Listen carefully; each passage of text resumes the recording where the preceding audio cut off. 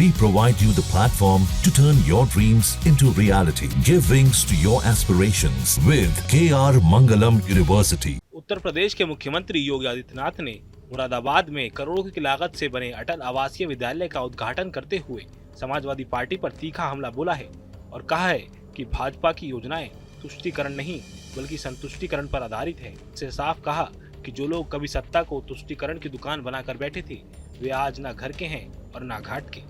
योगी ने तंज कसते हुए कहा कि जब भाजपा सरकार ने बच्चों को गा से गणेश पढ़ाया तो सपा ने कहा कि गा से गधा होना चाहिए और अब वही लोग पीडीए की पाठशाला खोलकर ज्ञान बांट रहे हैं। मुख्यमंत्री ने कहा कि वही समाजवादी पार्टी जिसने शिक्षा को नकल, अराजकता और जातिवाद का अड्डा बना दिया था वे आज संतुष्टीकरण की बात कर रही है। योगी ने कहा कि पहले यूपी के युवा जब राज्य से बाहर जाते थे तो उन्हें अपनी पहचान छिपानी पड़ती थी। आज वही युवा गर्व से कहते हैं कि वो यूपी से हैं। उन्होंने कहा कि समाजवादी पार्टी आज शिक्षा की बात कर रही है, लेकिन जब कल्याण सिंह सरकार में गा से गणेश पढ़ाया जा रहा था तब वही पार्टी कह रही थी गा से गधा होना चाहिए।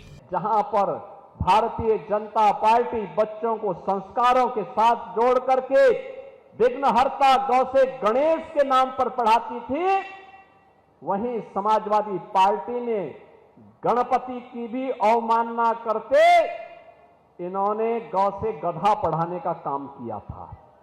तो स्वाभाविक रूप से गधे जैसी बुद्धि भी उनकी हो गई है और इसीलिए आज बच्चों की शिक्षा के उन्नयन के लिए जब प्रदेश के डबल इंजन की सरकार कार्य कर रही है तो इस समय इनके लोग जाकर के राजनीतिक गतिविधियों का केंद्र विद्यालयों को बनाना चाहते हैं।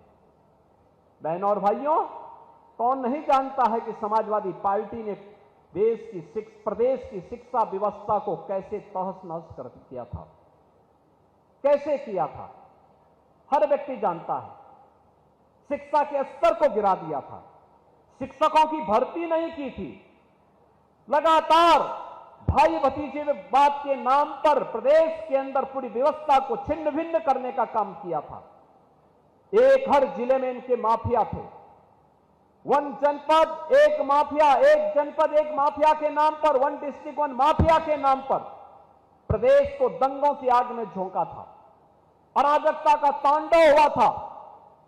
उत्तर प्रदेश के नौजवानों के सामने पहचान का संकट खड़ा हुआ था। आज उत्तर प्रदेश के नौजवानों के सामने पहचान का संकट नहीं। 8 वर्ष पहले उत्तर प्रदेश का कोई नागरिक उत्तर प्रदेश के बाहर जाता था, पहचान के संकट का मोहताज होता था, लोग उत्तर प्रदेश के नाम से चिढ़ते थे।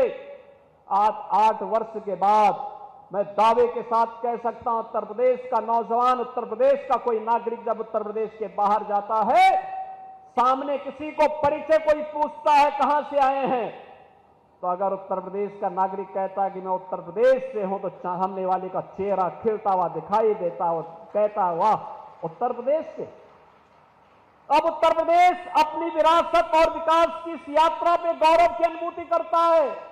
इसी दौरान उन्होंने यह भी ऐलान किया कि 8, 9 और 10 अगस्त को यूपी की सभी बहनों को रोडवेज बसों में मुफ्त यात्रा की सुविधा दी जाएगी ताकि रक्षाबंधन के मौके पर कोई बहन भाई से मिलने से वंचित न रह जाए।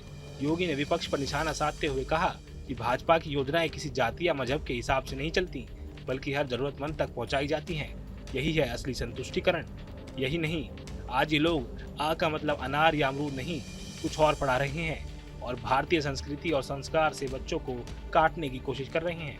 योगी आदित्यनाथ ने साफ किया कि भाजपा सरकार जहां बच्चों को संस्कृति और संस्कार से जोड़ रही है, वही समाजवादी पार्टी जैसे दल गणपति बापा तक की अवमानना से चूकते नहीं हैं। Bureau report, news nation. जहां भक्ति है हर शब्द में, कथाओं में छुपे हैं दिव्य रहस्य और ज्योतिष देता है जीवन को दिशा। धर्म से जुड़ी हर बातों को जानने के लिए हमारे चैनल स्तुति को सब्सक्राइब करें। चैनल पर जाने के लिए इस लिंक पर क्लिक करें।